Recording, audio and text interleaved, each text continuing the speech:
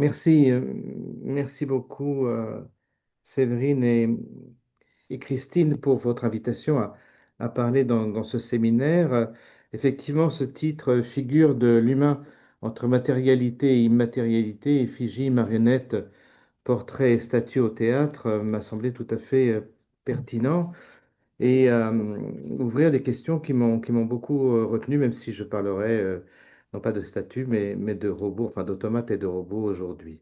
Il m'a semblé intéressant dans ce cadre de revenir sur ce motif bien connu du robot, parce qu'il donne lieu à beaucoup de fantasmes, à quelques confusions aussi, et que son utilisation théâtrale permet justement d'introduire une distinction sur laquelle on passe habituellement trop vite, bien qu'elle soit essentielle à mes yeux.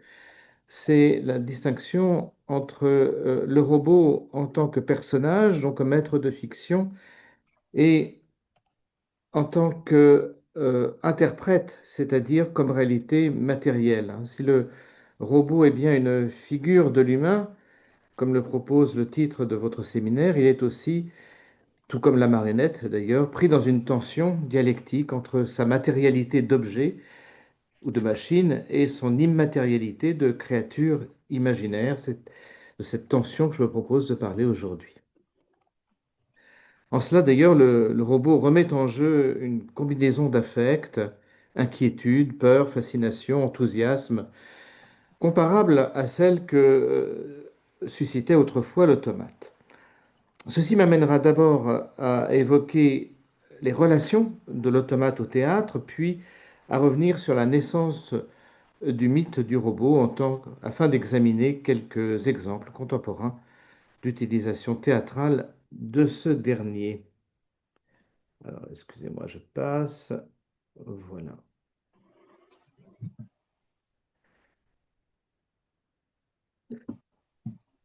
Donc, si nous nous concentrons non pas sur le mythe, mais bien sur l'histoire matérielle des automates, nous voyons que ceux-ci sont, à leur origine, liés au théâtre, ou plus exactement qu'ils créent leur propre scène à la lisière de la définition du théâtre.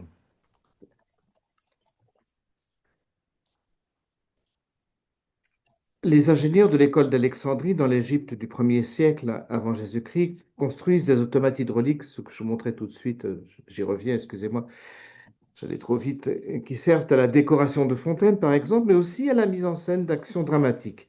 Les traités rédigés à cette époque par Héron d'Alexandrie, notamment Automata et Pneumatica, comportent la description de théâtres d'automates hydrauliques sur lesquels sont représentés le combat d'Hercule contre un dragon ou bien des épisodes de la guerre de Troie.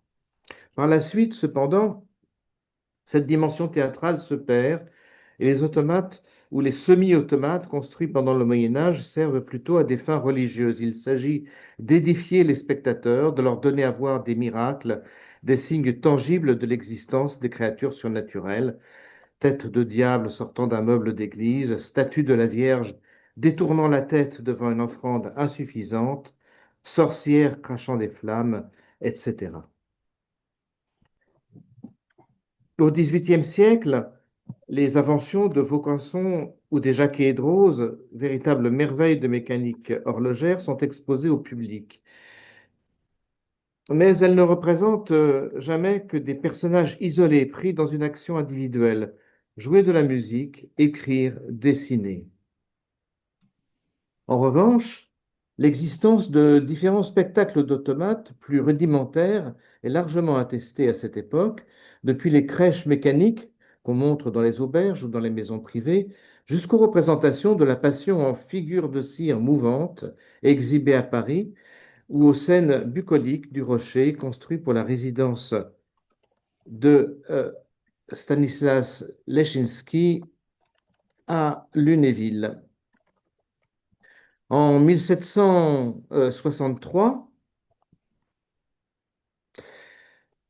un industriel, Pierre Josse, publie la description, excusez-moi, d'un spectacle entièrement mécanisé, L'origine du monde ou la chute du premier homme, qu'il a fait construire dans une salle attenant à sa fabrique d'éventails. C'est une véritable action théâtrale en 5 actes qui prend son inspiration dans le Paradis perdu de John Milton, comme l'avait fait en 1758 le peintre et scénographe Servandoni sur le grand théâtre de la salle des machines du Palais des Tuileries pour sa Chute des anges rebelles, un spectacle de pantomime et de décors animés. Mais ces spectacles mécaniques qui se multiplient dans les foires au XIXe siècle ne mettent en jeu que des semi-automates. Une forme de manipulation indirecte reste nécessaire. Pour rencontrer une utilisation théâtrale des automates jusqu'aux premières années du XXe siècle, il faut donc quitter le domaine des inventions matérielles pour se tourner vers celui de l'imaginaire. Les personnages d'automates joués par des interprètes bien vivants.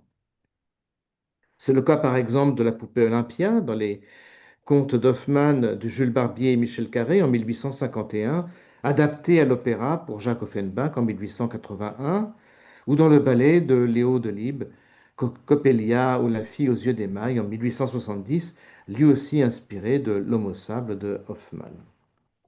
Les personnages d'automates peuvent aussi être interprétés par des marionnettes, et ceci d'autant plus facilement que le mot automate à cette époque recouvre des réalités spectaculaires mal définies et très hétéroclites. Il est en particulier utilisé, notamment en Espagne, pour désigner les marionnettes à fil de certaines compagnies itinérantes. Par exemple, les automatas de Alfredo Narbonne,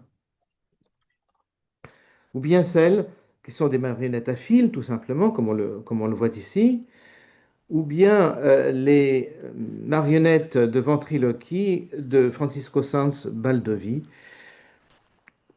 marionnettes très élaborées et qui effectivement sont désignées comme des automates, non pas simplement parce que leur manipulation est presque invisible, chez Sanz par exemple, grâce à des mécanismes complexes qui sont cachés dans le dos des marionnettes, mais aussi on les considère comme des automates parce qu'elles sont de taille humaine et servent de partenaires de jeu en dialogue avec le marionnettiste ventriloque.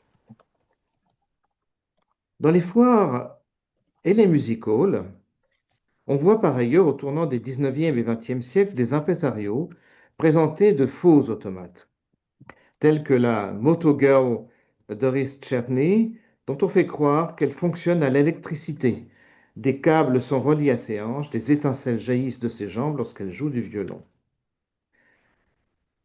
Eddie Gmarel, présenté aux États-Unis et en Europe en 1905, est quant à lui un automate truqué de grande taille à l'intérieur duquel un homme amputé des jambes a pris place, ce qui permet à son présentateur de démonter les jambes de l'automate pour faire croire à sa nature mécanique.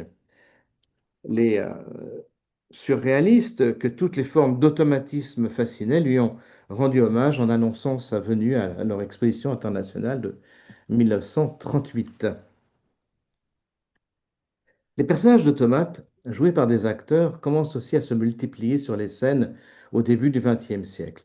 On peut citer par exemple le singe empaillé Jonas, qui danse dans Le piège de Méduse d'Éric Satie en 1913, ou bien l'automate qui débite des histoires drôles dans Mathusalem ou l'éternel bourgeois d'Yvan Goll en 1919. Dans la pièce Poupées électriques, Filippo Tommaso Marinetti met en scène un ingénieur qui a construit deux automates de vieillard pour pimenter sa vie amoureuse. Il se donne ainsi l'illusion que lui et sa femme sont surveillés par cet autre couple quand ils s'embrassent à l'abri de leur regard.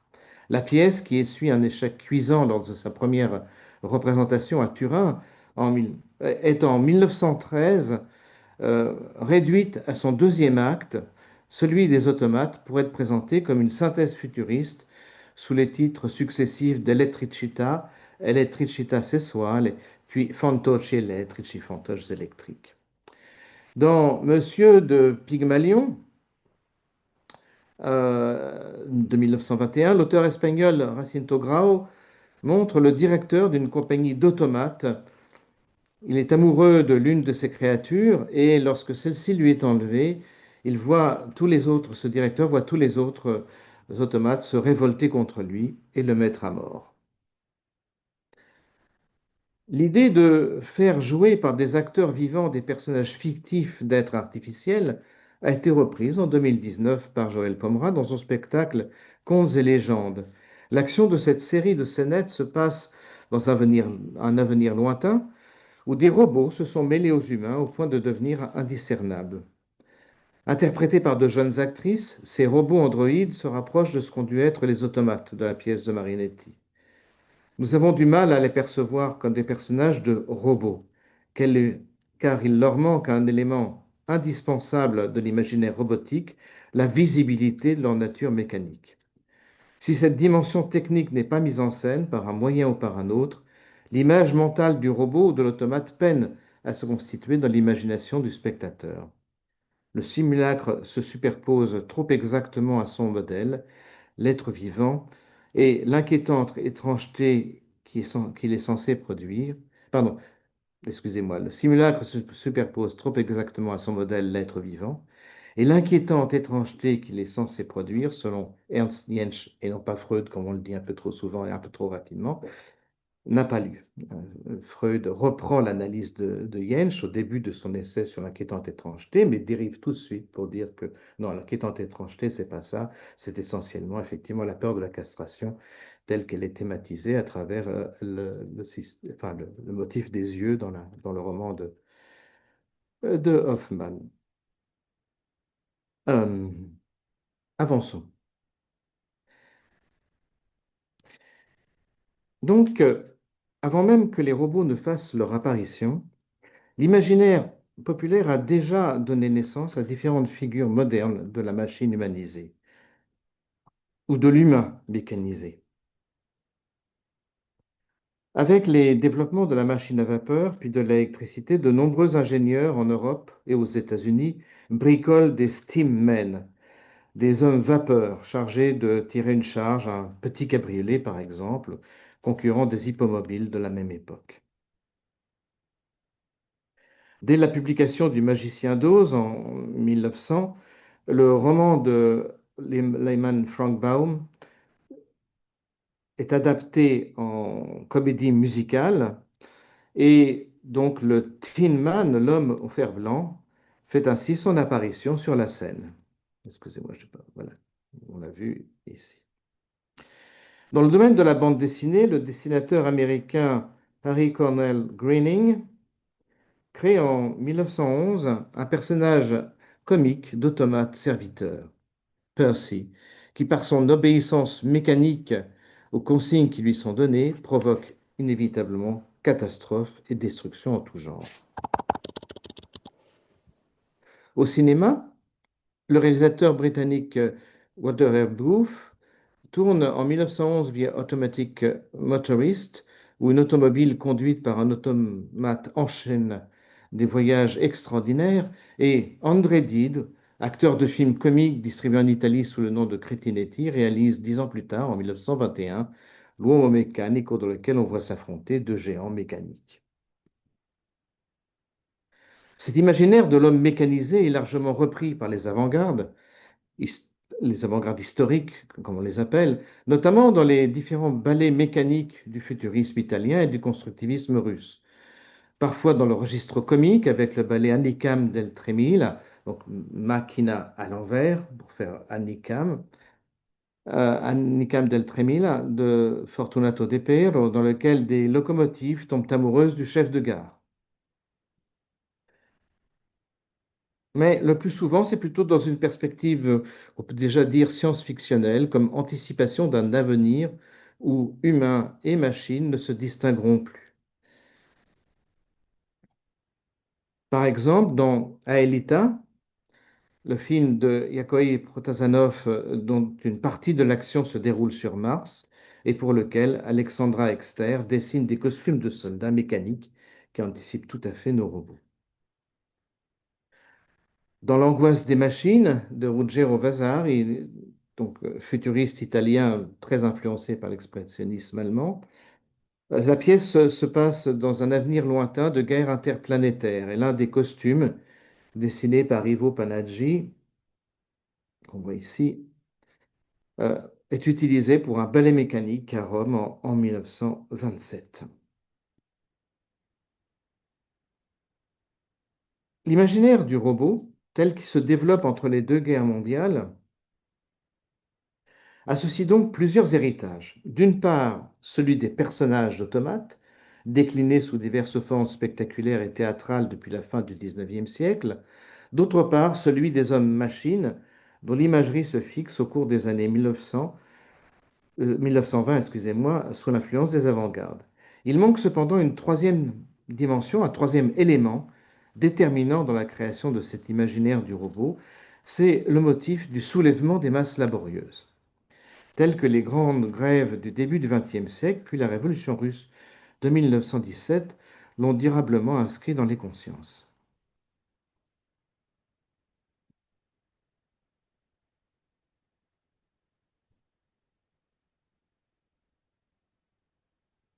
Le robot, en effet, ne naît pas comme individu, mais comme masse. Et c'est en quoi les personnages de la célèbre pièce de Karel Čapek s'écartent de toutes les représentations d'automates de leur temps. Leur modèle est plutôt à rechercher dans les images d'ouvriers déshumanisés par le travail à la chaîne. Avant Čapek, l'écrivain expressionniste Georg Kaiser, dans Gaz 1, puis dans Gaz 2, a imaginé des masses uniformes d'ouvriers réduits à l'état d'automates et dont la révolte s'achève par une apocalypse.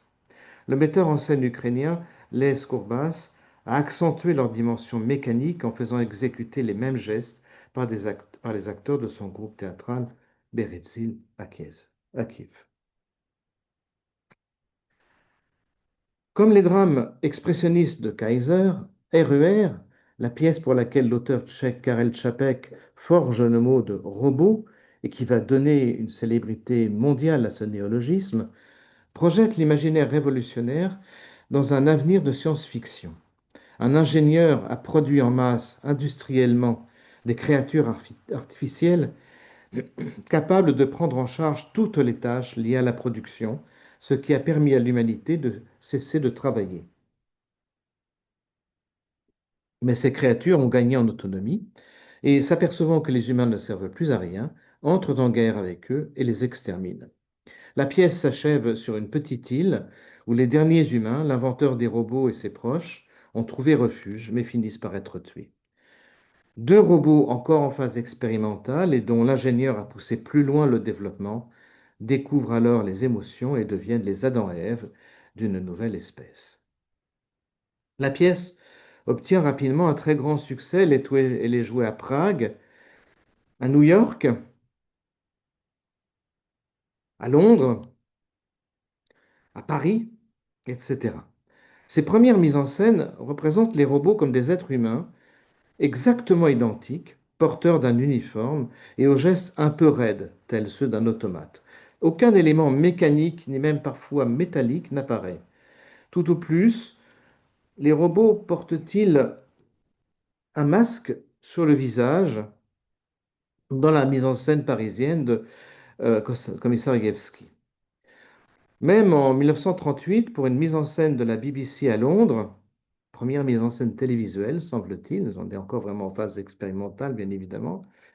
Pour cette mise en scène donc, de la BBC à Londres en 1938, les visages des acteurs restent clairement visibles. Il est vrai que Čapek, dans sa pièce, décrit les robots comme des duplicata de l'être humain, reproduisant toutes les fonctions d'un organisme vivant. C'est donc progressivement en intégrant les influences des costumes mécaniques des avant-gardes que va se fixer l'image du robot en tant que machine reproduisant approximativement la silhouette de l'être humain.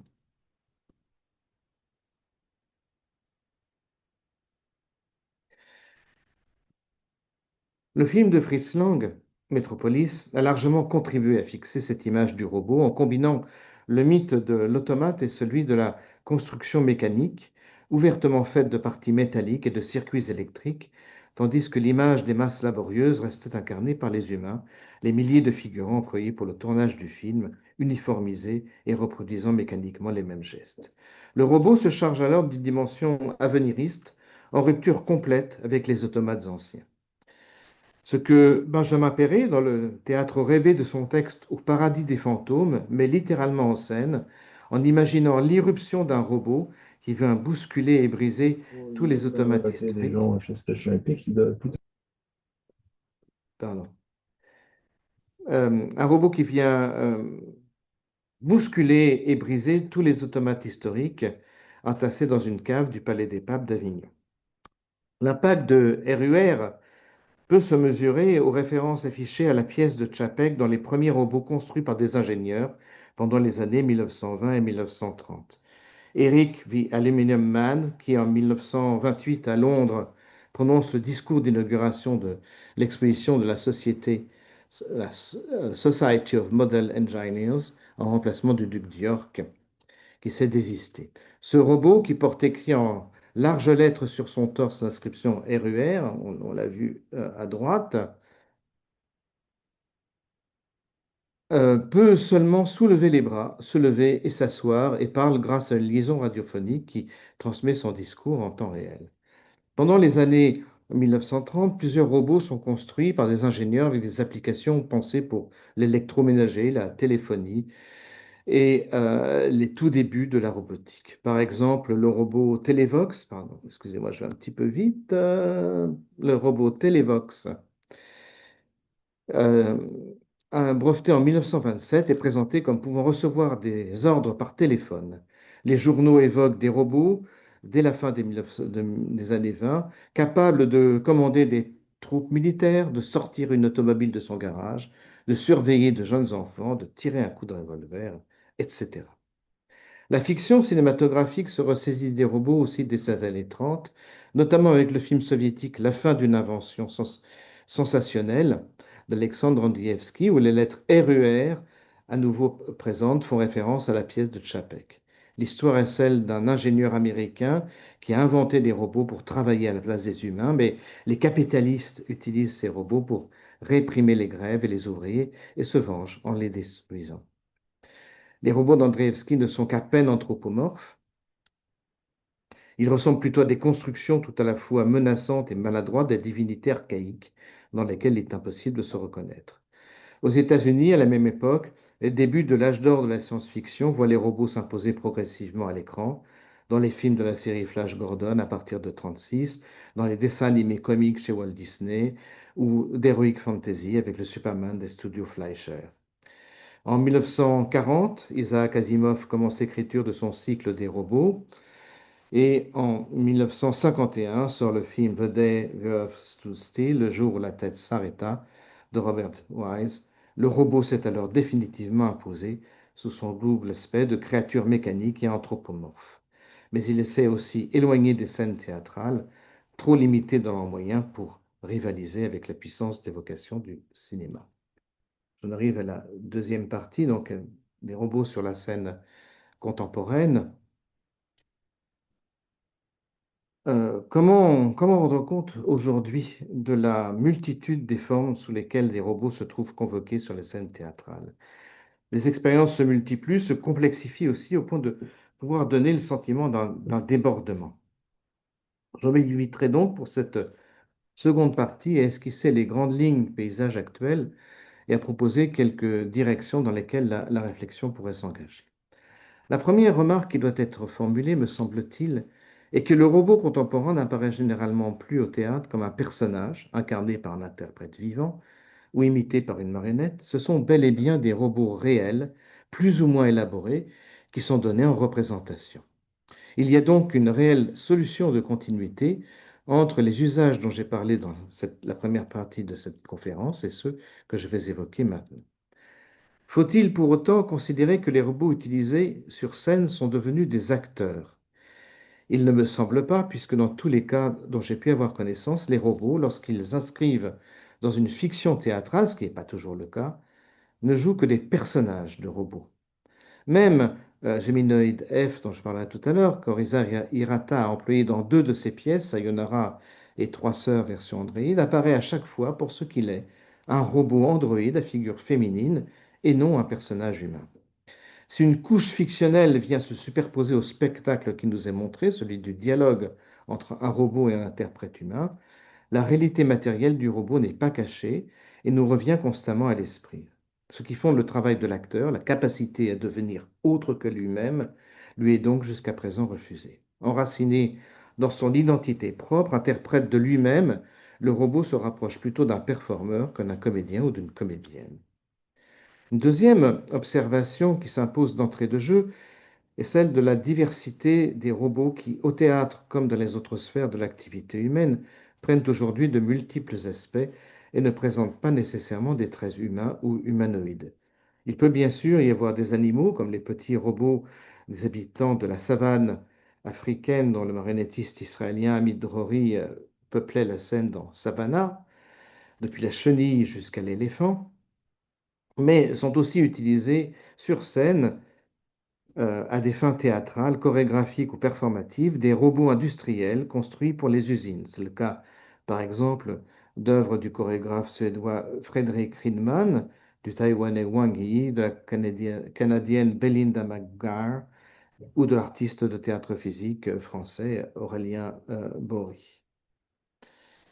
Tous ont mis en scène des trios ou des duos dansés avec des robots d'industrie, lourdes machines menaçantes qui contrastent avec la vulnérabilité des interprètes humains. Toutefois, le phénomène mental de la pareidolie, qui nous conduit à projeter des images familières dans des formes qui n'ont qu'une ressemblance très lointaine avec elles, vient interférer dans la réception de ces spectacles. Dans Sans objet, par exemple, le public rit de voir le bras articulé de la machine explorer son environnement en tous sens, telle une tête fixée au bout d'un long cou. Comme dans une marionnette, nous croyons voir dans la machine une intentionnalité et donc l'indice d'une conscience. Nous anthropomorphisons en imagination ce qui n'est qu'un assemblage de pièces mécaniques, croyons voir une tête, un bras ou une main, et par là même, nous croyons voir une interaction en temps réel entre deux sujets autonomes alors qu'il n'y a devant nous qu'un interprète humain rusant avec les mouvements programmés d'une machine. Bien moins menaçants, mais tout aussi troublants, sont les petits robots utilisés par le chorégraphe belge Hugo Déès dans Simple Machines en 2023, une collection présentée comme un élevage de créatures imaginaires, les unes évoquant de grosses chenilles, d'autres des organismes biologiques, voire de simples organes comme prélevés sur un corps vivant, qui respirent, se déplacent, interagissent entre eux.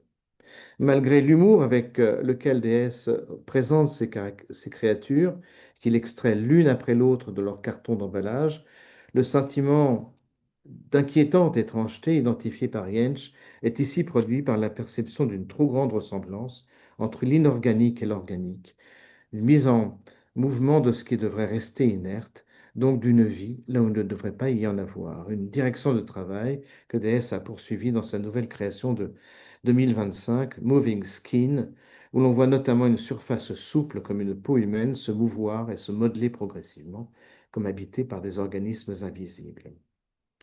Le plus souvent, cependant, les robots utilisés sur la scène sont conformes au principe de l'imagerie devenue traditionnelle du robot, lorsqu'ils combinent la visibilité de la construction mécanique et électronique avec l'imitation de la figure humaine.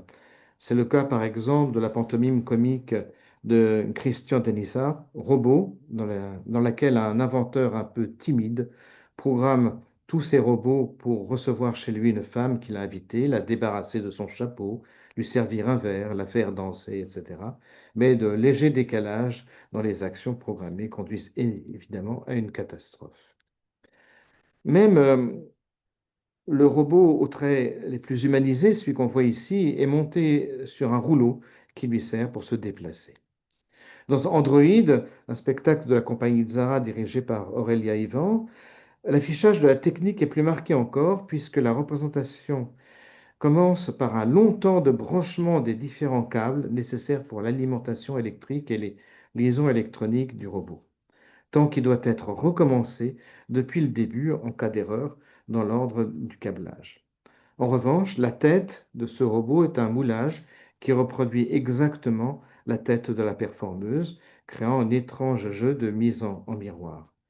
La performeuse Orlan, elle aussi, a d'ailleurs fait réaliser un robot qui est le double d'elle-même, une réplique exacte de sa tête, montée sur une construction mécanique.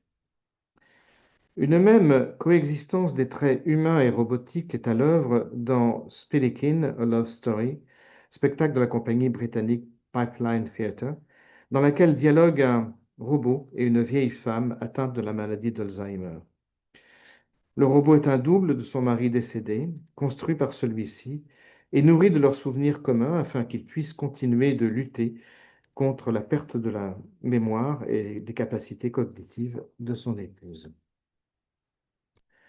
À l'opposé de ces usages de la figure du robot pour ce qu'on pourrait appeler une dramaturgie de la ressemblance, du dédoublement et donc de la mise en jeu de l'intime, d'autres spectacles mettent plutôt en scène la radicale différence du corps humain et de son simulacre robotique.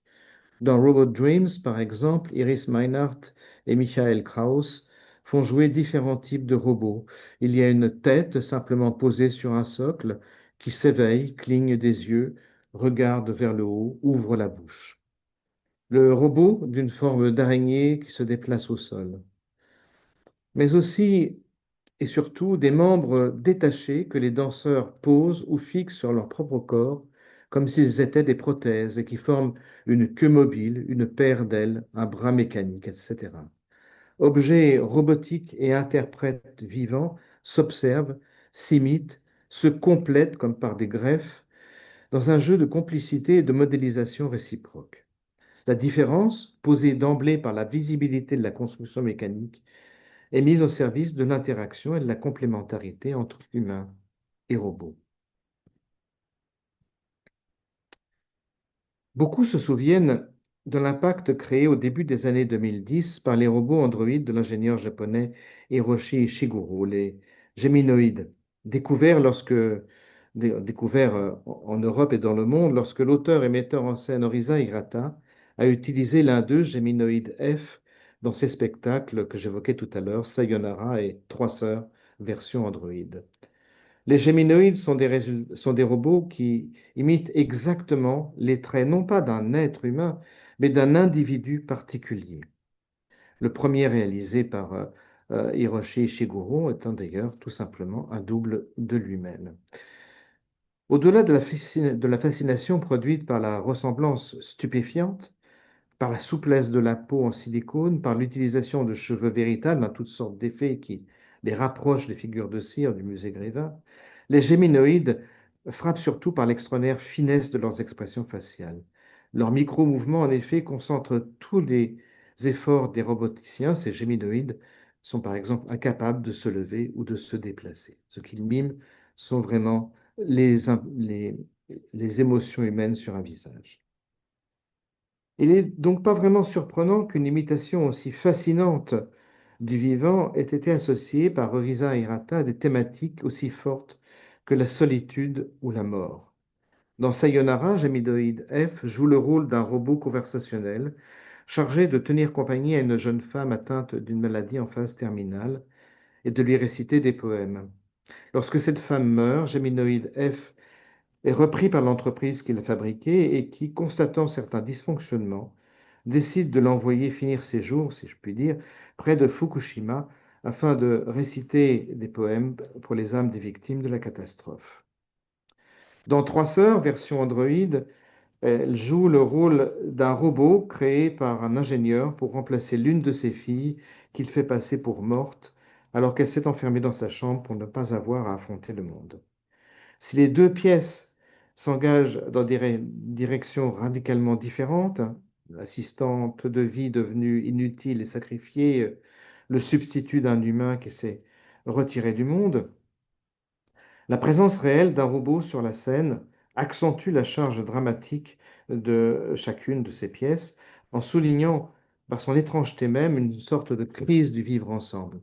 Le robot n'y est pas seulement un substitut de l'être humain, il est aussi le révélateur d'une vie sociale factice, d'un non commun qui ne fonctionne plus. C'est aussi ce qui se dessine à travers un autre exemple d'utilisation théâtrale de l'Android, The Uncanny Valley de Stefan Kegi, du collectif Rimini Protocol. Le robot y a l'aspect de l'écrivain Thomas Melle, auteur de Die Welt im Rücken, Le monde derrière soi, un roman autobiographique ou une autofiction dans laquelle il évoque le trouble bipolaire dont il souffre. Donc l'effondrement de l'identité qui en résulte et les stratégies de dissimulation par lesquelles il s'efforce de maintenir une apparence sociale acceptable. Le double robotique construit à son image pour prononcer une conférence apparaît donc ainsi comme un prolongement de ces stratégies, mais il comporte lui aussi une fêlure discrètement visible, la fenêtre ouverte dans son crâne par laquelle on voit ses circuits électriques. Pour conclure, je voudrais insister sur la dimension imaginaire du robot et sur la façon dont celle-ci se trouve mobilisée dans les spectacles contemporains. À bien des égards, en effet, le robot au théâtre est une chose mentale, une cosa mentale, une construction dans notre imagination à partir des signes qui nous sont donnés. Tout dépend bien entendu du type de robot utilisé. Si les robots industriels précédemment évoqués mettent en jeu un imaginaire de la puissance, de la monstruosité, du danger physique pour le danseur ou le performeur, les robots Nao, avec leur petite taille rassurante, leurs formes arrondies, leurs grands yeux ronds et leurs allures de jouer, suggèrent plutôt des enfants. Ils sont donc souvent utilisés dans une dramaturgie de l'attention et de l'apprentissage, reproduisant par exemple les mouvements d'un danseur chez Blind Kali, ou bien apprenant à danser avec de véritables enfants dans School of Moon de la compagnie Shonen. Mais quelles que soient les dimensions et le degré de ressemblance avec l'être vivant, les robots dont je parle ont un point commun qui les relie presque toujours leurs usages théâtraux. Pour paraître sur la scène, ils sont bridés.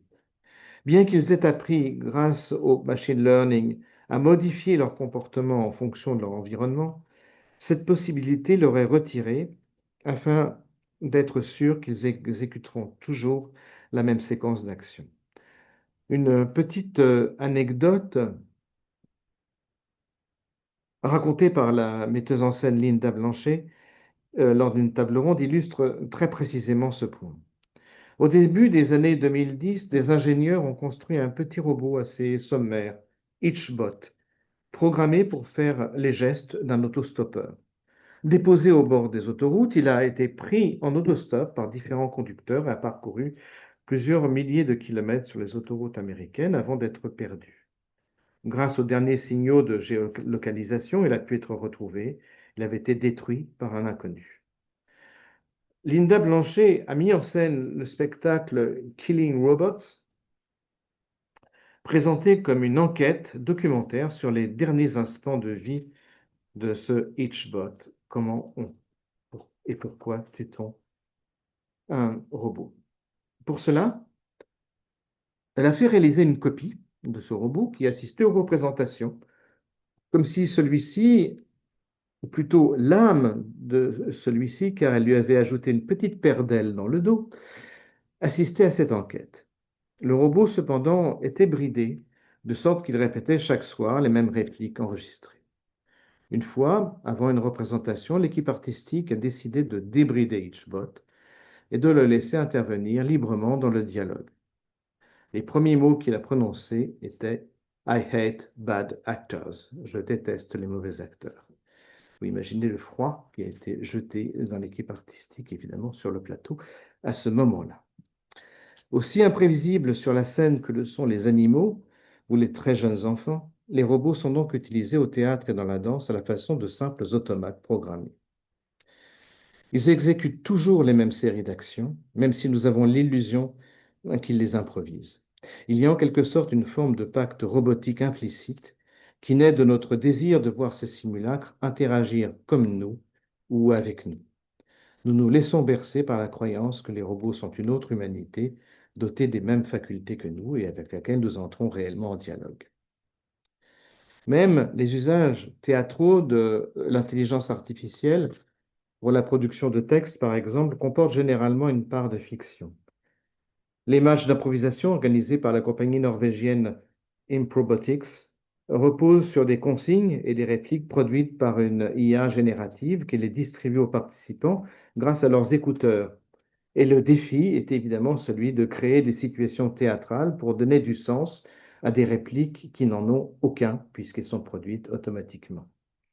Les répliques sont aussi projetées derrière les joueurs sur un écran pour que les spectateurs puissent mettre en perspective les consignes et leur réalisation. Mais pour donner une plus grande épaisseur théâtrale à ces matchs, les organisateurs placent au centre de la scène un petit robot, comme s'il était la source des consignes, le donneur d'ordre conduisant le jeu. Et il ne suffit pas que le jeu soit produit automatiquement, il faut aussi donner corps à cet automatisme, comme si l'IA était sa conscience. Le compositeur japonais Keiichiro Shibuya, dans les différentes œuvres pour lesquelles il fait intervenir un robot construit à nouveau par Hiroshi Ishiguro, le créateur des Géminoïdes, et qui bénéficie comme ceci d'un visage à l'incroyable expressivité, donc ce compositeur a fait écrire une partie des textes de son Android Opera Mirror sur ChatGPT. Il ne précise pas, cependant, comment il a ensuite sélectionné les textes qui sont retenus, et selon quels critères, etc. Le robot chante avec une voix produite par le logiciel de synthèse vocale Vocaloid, mais il dirige aussi, tel un chef d'orchestre, les musiciens et un chœur de moines bouddhistes réunis pour cet opéra. Le balancement de son corps, les mouvements de ses bras donnent les impulsions nécessaires aux interprètes. Mais bien évidemment, le robot n'entend pas la musique ainsi produite. Les gestes qu'il exécute sont tout simplement programmés et il ne peut pas improviser.